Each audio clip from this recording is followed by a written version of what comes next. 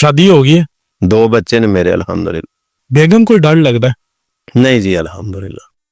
नहीं लगता। की वजह दी हुणे जरा पूरा बयान करना दे। ਇਹਦਾ ਜੋ ਗੱਲ ਤੁਸੀਂ ਲਫ਼ਜ਼ ਕਢਾਣਾ ਚਾਹੁੰਦੇ ਹੋ ਮੈਂ ਨਹੀਂ ਬੋਲਦਾ ਹੁੰਦਾ। घर भी जाना है?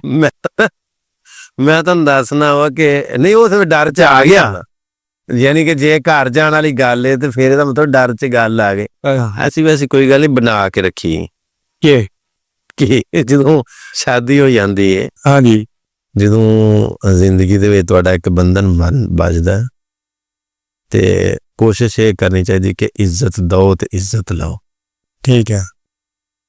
ਯਾਦ ਰੱਖਿਓ, ਬੁੱਢੀਆਂ ਜਨਾਨੀਆਂ, ਬੇਗਮਾਂ, ਵਾਈਫ, ਤੁਹਾਡੀ ਜ਼ੌਜਾ ਮੁਹਤਰਮਾ ਕੁੱਟਣ ਦੇ ਨਾਲ ਮਾਰਨ ਦੇ ਨਾਲ ਨਹੀਂ ਵਸ ਸਕਦੇ। ਜੇ ਤੁਸੀਂ ਉਹਨੂੰ ਤੁਹਾਂ ਲੜਾਈ ਦੀ ਗੱਲ ਕੀਤੀ, ਮੈਂ ਲੜਾਈ ਕਰ ਕੁੱਟੋਗੇ ਮਾਰੋਗੇ, ਜਾਂ ਜੇ ਉਹ ਛਿਬੀਆਂ ਦਿੰਦੀ ਏ ਮਿਹਣੇ ਮਾਰਦੀ ਤੁਸੀਂ ਵੀ ਉਂਝ ਬਹਿ ਜਾਓਗੇ ਤੇ ਫਿਰ ਉਹ ਤੇ ਅੱਗੇ ਜਨਾਨੀ ਹੈ ਤੇ ਤੁਸੀਂ ਬੰਦੇ ਕਿੱਥੋਂ ਰਹਿ ਗਏ।